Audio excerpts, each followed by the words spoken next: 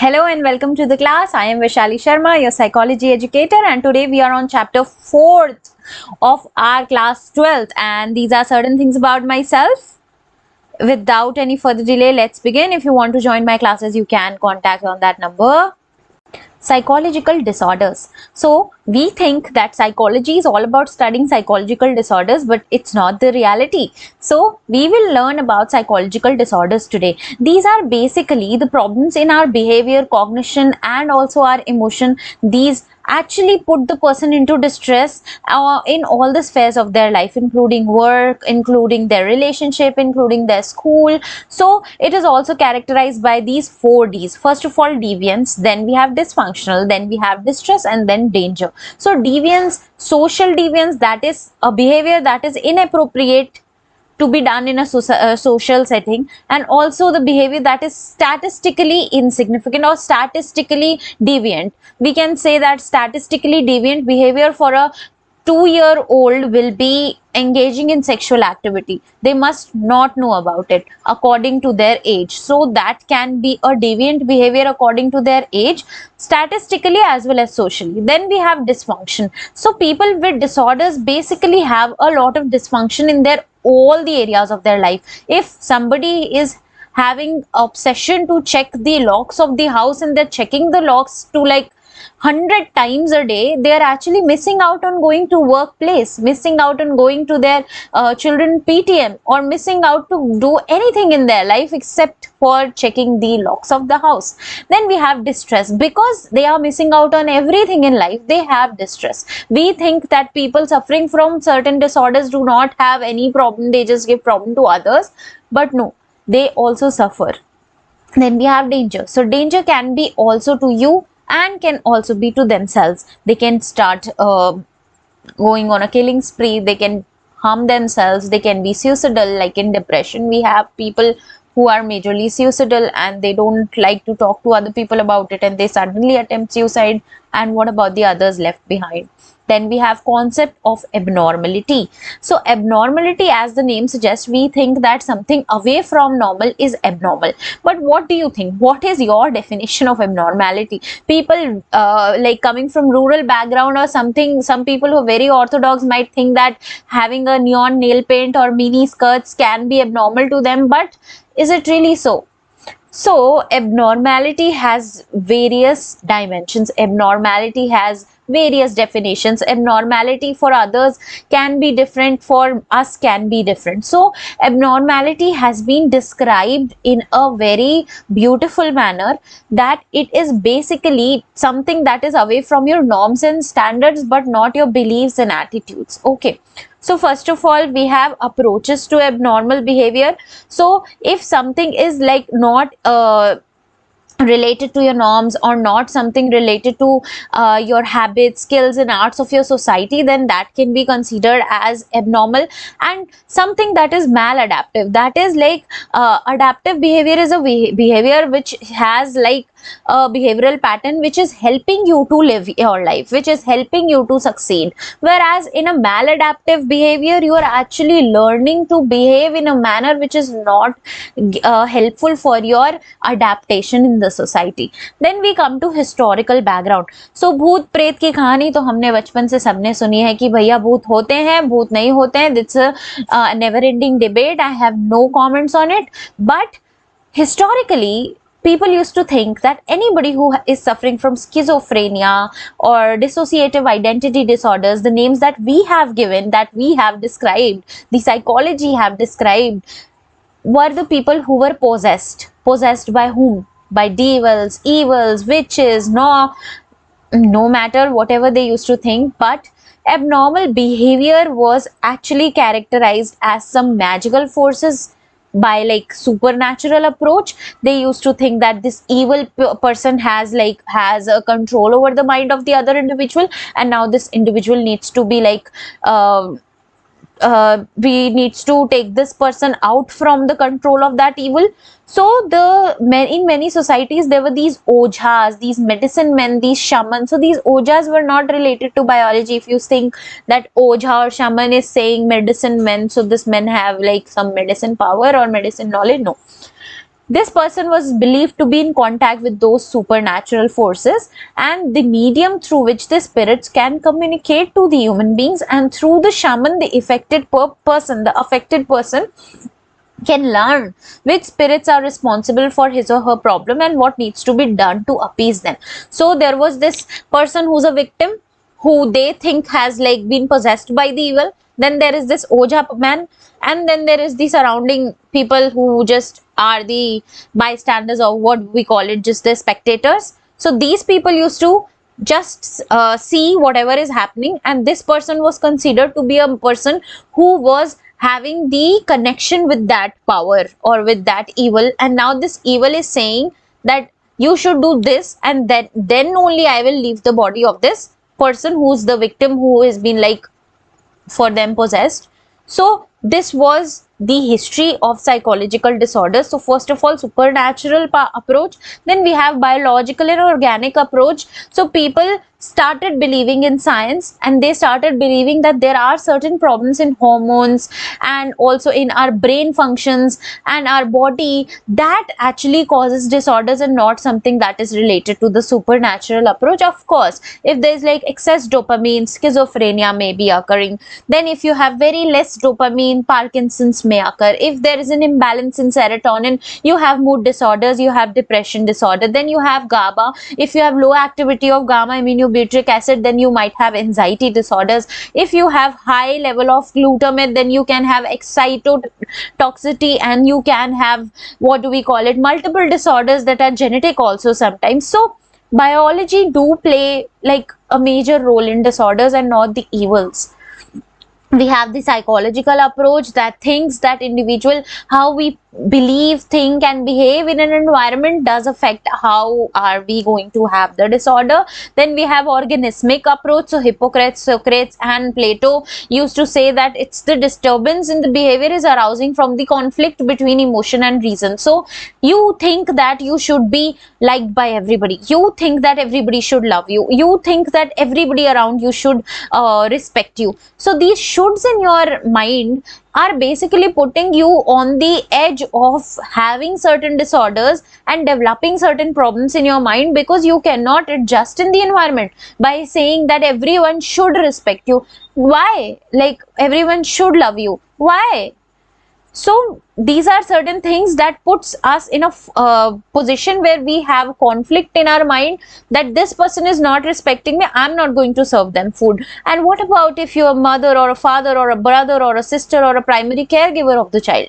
Even if that 2-year-old doesn't know the concept of respect, you cannot just have your musts and shoulds in your brain. And that is how these people thought that because of the like problems or conflicts between your brain, emotions and feelings, you started having disorders. Then we have the humors. Hippocrates gave the humoral approach to disorders, where he said that there is an imbalance between the humors of the body, which basically caused the disorders. So there were 4 humors according to him. So they were phlegmatic, sanguine, melancholic and choleric. So in sanguine, people had blood in the like sanguine was associated to blood, choleric was associated to yellow bile, melancholic was associated to black bile, and then we have, what do we have, we have phlegmatic, which was associated with phlegm. So these are certain juices of our body. If these juices of our body have some imbalance in them, then the person started having disorders. So there was this humoral approach. Then in middle age,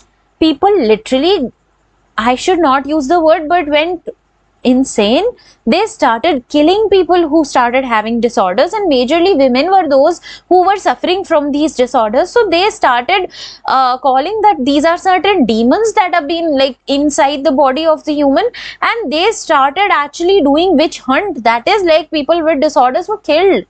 Okay. So in the Middle Age, this Saint Augustine wrote about the feelings and mental anguish and conflicts, and he laid the groundwork of psychodynamic theories of abnormal behavior. Why?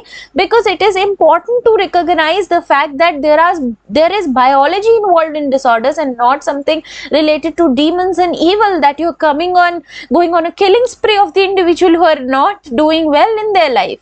Okay, so then came the Renaissance period. in this period we had this John Weir. You should remember these names. Don't forget to write down these names whenever they come in your exams. Okay.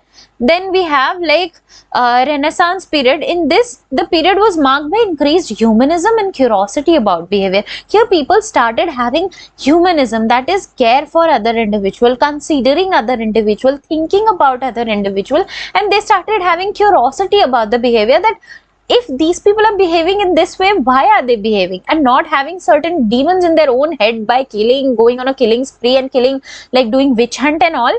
So John Weir emphasized on psychological conflicts and disturbed interpersonal relationships as the causes of psychological disorders. You will see multiple psychologists talking about the same issue, that you have a psychological conflict within you. You have the disturbed interpersonal relationship with your parents. That might be the reason for your disorders and not some demons and evil coming into your head. Okay, so they also insisted that witches were mentally disturbed and required medical, not theological treatment.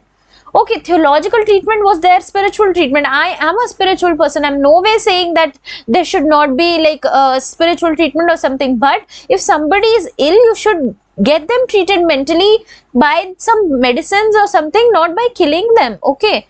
So then we have Age of Reason and Enlightenment. This was like 18th and 17th century.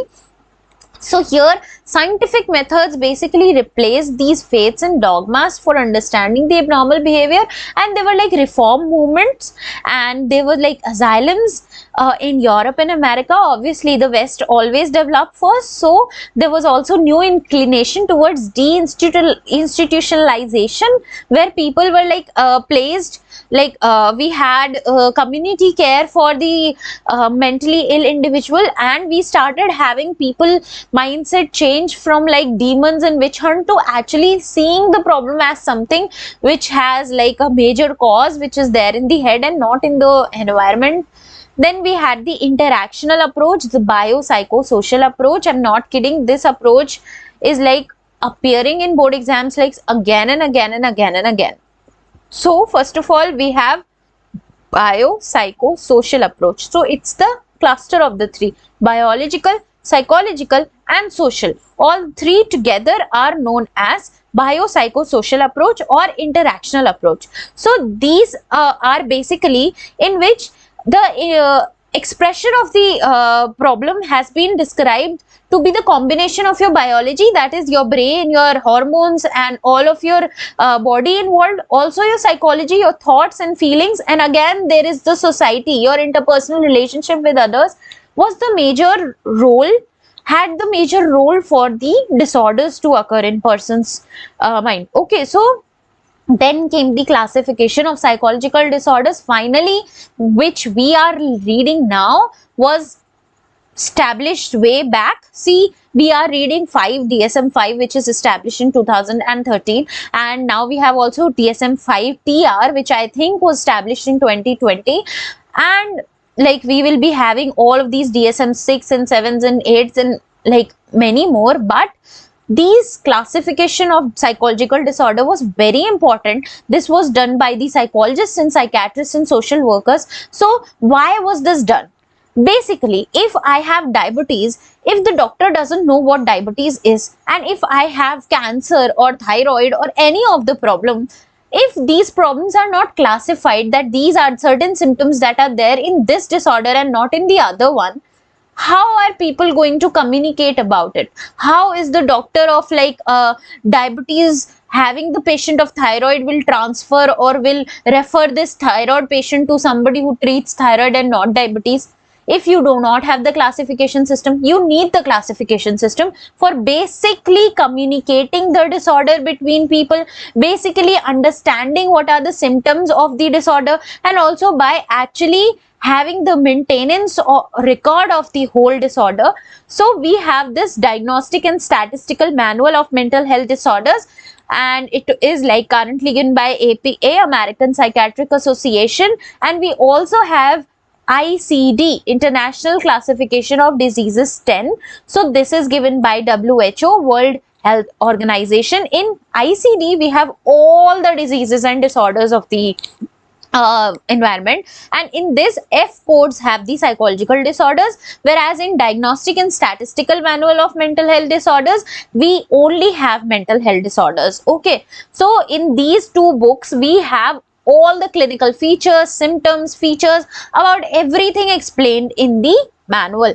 So now we have factors underlying the abnormal behavior. So there can be biological factors. I've already told you hormones play a major role in other disorders. Then genetic factors, if my mother has any disorder, if my dad has, or if my maternal grandparents, paternal grandparents, some distant relative have any disorder, there are high chances of me getting the same. Then we have psychological model. It has 4 under it. So psychological has psychodynamic, which is Freud हमारे, behavioural हमारे Skinner, Thorndike and हमारे ये Bandura ji, then cognitive obviously Bandura think himself to be in under cognitive, then we have Aldrich, Nasir and all in cognitive. Then humanistic existential, Maslow, Roger. Existential we have Soren Kierkegaard and we have Heidegger, and then we have Nietzsche. So all these existential psychologists. Then we have socio-cultural model, which will obviously tell us about the society that has a major role in a person to develop a disorder. Then we have diathesis stress model, which will be majorly talking about the genetic predisposition, explained with the help of also the environment which put the person on the vulnerable. Obviously you have the genetic predisposition, so you're vulnerable to have the disorder, and now the environment actually pushed you to have this. So diathesis stress model. So first of all we'll talk about the biological factors. These are the faulty genes, endocrine imbalance, malnutrition and injuries. So these are certain factors that fall under biological factors. Here we have faulty genes. So if your parents have some disorder, if you have these disorders in your body, then the genetic makeup was the cause for the disorder, and that is why we say faulty genes. Endocrine imbalance is the hormonal imbalance, as I already told you, that if I have mood disorders or depression or schizophrenia or anxiety disorder or any disorder for that matter, I have certain amount of endocrine imbalance, because in anxiety I've already told you GABA low activity, then I've already told you in mood we have serotonin up and down, and then we have dopamine involved in schizophrenia and Parkinson's. So we should remember that these are the major role players. Okay, then we have malnutrition. If the mother, like while being pregnant, was not having good nutrition, and if the child after being born is not having good nutrition, that can lead to multiple disorders. Then we have injuries. If somebody have some major head injury or some accident or something, like parents had some injuries like while delivering the child, if something happened, like cerebral palsy is a disorder that comes when there is a problem during the delivery process, if the child doesn't get the enough amount of oxygen, so that's also the cause. And then we have obviously we have multiple neurons and all these fighting for us to have exactly good amount of hormones so that we can function properly in the environment. So first of all we have genetic factors. Obviously we have genetic factors to play a role in mood disorders, schizophrenia, mental retardation and other psychological disorders such as depression and anxiety. Then we have psychological model. First of all, psychological model will always have all the disorder models by behaviorists, by humanists, by cognitives, by existentialists, by everyone. Okay, so first of all we have maternal deprivation, separation from the mother. If the child is born and you have separated the child from the mother, the child does not only need the mother for their milk and for their primary nurturance biologically, but they also want the mother for their psychological development, because according to Erikson, the first stage of trust versus mistrust, from 0 to 2 years, the child must have their primary caregiver around them to have a trustworthy relationships in the future. Otherwise the child might develop mistrust and trust issues with anybody or everybody in life.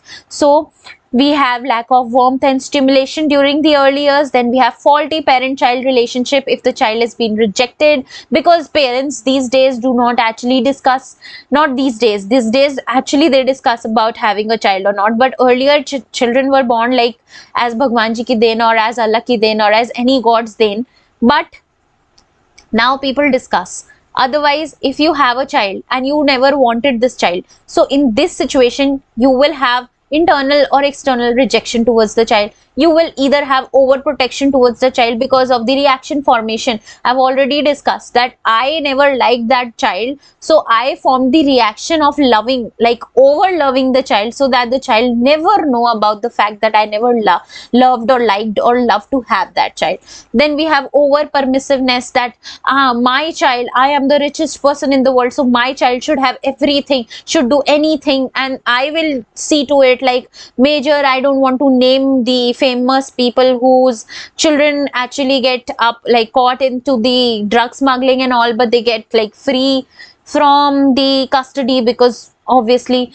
Then we have faulty discipline. So discipline should be there, you should have warmth towards your children, but you should have also certain amount of demands and certain amounts or amount of discipline in the house, saying what should be done and what should not be done, what should be talked about, what should be not talk about. So there should be something that is actually making your parent child relationship healthy. Then we have maladaptive family structure. So it's, if there is a disturbed family, so you will see multiple families having like two parents or step parents living together, or parent died and now the stepmother being very nasty. So these are certain relationships where we or children might develop disorder. Then severe stress is also the factor.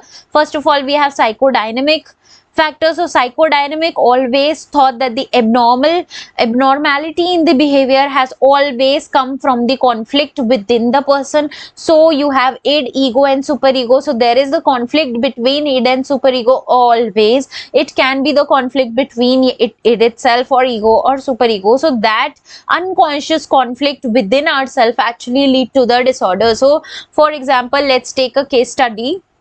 So this woman who is like, what do we call it, went to Freud and, excuse me, so this woman who went to Freud and said that I had a very disturbed past. So what sort of past did you have? So I was abused by my own father, or I was abused, sexually abused by my own brother. So okay, so now I am over indulgent into the sexual activity with anybody or everybody around me, be it children or father or anybody. So now Freud or psychodynamic people who from this school will majorly think that to be something that is there in the unconscious, that she had a very disturbed past. So now that past is affecting her true nature right now in this environment, and she's being so what do we call it, not so normal according to the societal standards, and she's being over sexualized because of everything that has happened in her past and unconscious. Then according to behavioral model, we have classical conditioning, that we pair the two stimulus together. So when one happens, other one again happens. So if there is the bell ringing, the dog salivates because there is the association between the bell and the food. Then we have operant conditioning. Again, it's about reward. So if my child actually completes the homework before 6, then they get the chance to see TV or to see movie, whatever they want to see on a television for like 1 hour. Then social learning, people imitate the behavior of elders of the family. So whenever we say that ये तो बिल्कुल अपने पापा जैसा हो गया है और मम्मा जैसा हो गया है, please take into like account that children are very keen observers, and they observe and they grasp and then they react in the equal and same and amount. Okay, so then cognitive model actually says that there is a problem in our thinking pattern. We are either over generalization is happening. For example, if I have failed in some exam, I will say, oh my god, I failed this maths ka unit test, I am a failure, I cannot do anything, I cannot do 11th, I cannot do 12th, I cannot do what do we call it, I cannot do college, I cannot do masters, I cannot do anything in my life, I'm a failure, I should die, I should do this and that. So these shoulds and musts and adding and adding and adding and adding to the list, it's not a shopping list, but your brain is actually thinking in a very irrational way, and that is causing the major problem. Then we have humanistic existential model. So humanistic existential model actually talks about being friendly, cooperative, constructive, and self-driven. Why?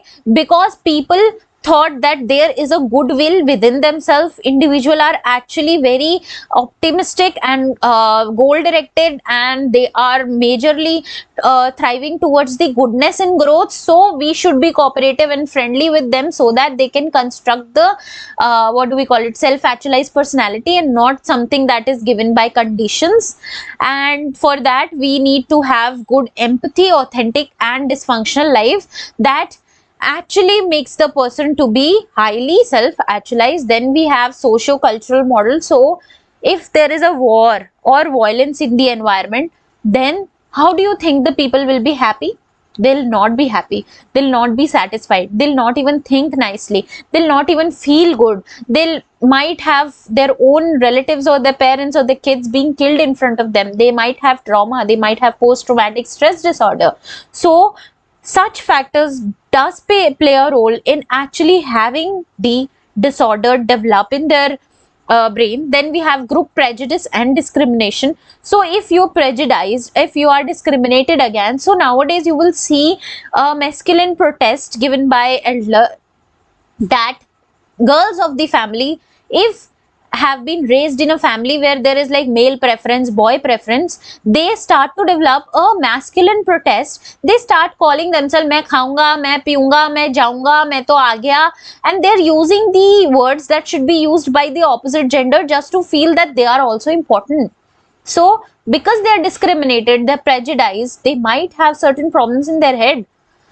So then we have economic and employment problems. Obviously, if you do not have good economy in your house, you do not have good amount of food and resources in your house, then you might have certain problems in your mental area also. Then we have rapid social change. So people of the older age might find it difficult to adjust to the new normal, which is the technological normal, which is basically using mobile phones and instead of newspapers to read the news article. So they might think my eyes are actually having so much strain and pain to read the newspaper on the mobile phone. So the social change may put them under so much stress that they might wake up thinking like I am not worth it, I should not live anymore, I am not useful, I am just useless, I don't like things that are happening around me. So that might cause a psychological problem in an individual. Then we have the social cultural forces that also influence the environment. Then we have society. First of all, family structure. If the family structure is not so well planned, and the children are not in the family where they have like family looking after them, people being kind to them, then they might have like much greater problems in their head. There should be a proper communication within the family. There should be somebody whom you can go and talk to about your day. There can be people outside your family, but if the member of your family is there, then you will have no stress of something going out and being a telecasted news in the society. Then we have social network. So social network is like having too many relationship with people, like having friends and all, but they should be, what do we call it, of good quality and not good quantity. We don't need 20-30 friends, but just one with a good heart is enough. Otherwise people might feel depressed by feeling very lonely and not having somebody around them talking to them. So that might cause some psychological problems. Then society labels and roles. You are a woman, you should wear a sari, you should take care of the children, you should earn for the family, you should look after the elders of the family, you should leave your parents' house, you should not think about yourself before your kids or your family. So these shoulds and these roles and these musts and these labels on these given by the society to the other individual puts them into a state where they end up having psychological problems and disorders and depressions and mood disorders, anxiety and multiple disorders. They actually commit suicide. So you lose the person because of your society labels and roles, which are actually shabby and not useful in the current world. Then we have diathesis stress model. This is the last thing we'll be talking about today. So diathesis stress model, first of all, as I've already told you, in diathesis stress model you have the genetic or you have the genes predisposed in your body, you already have it. For example, your mother has OCD or OCPD, obsessive compulsive and related disorder, and obsessive compulsive personality disorder, and now you are predisposed genetically already. Now secondly, you are at risk to develop it. You're vulnerable because you have the genes, and now you got the environment, you got the stress, you got too much of stress and too much of observation from your own family doing this same pattern of behavior again and again in front of you, that you end up having developed this disorder in yourself. So please look after others, please look into the environment, please be a little vigilant and soft hearted. With that, we are done for today. Thank you and have a very, very, very nice day.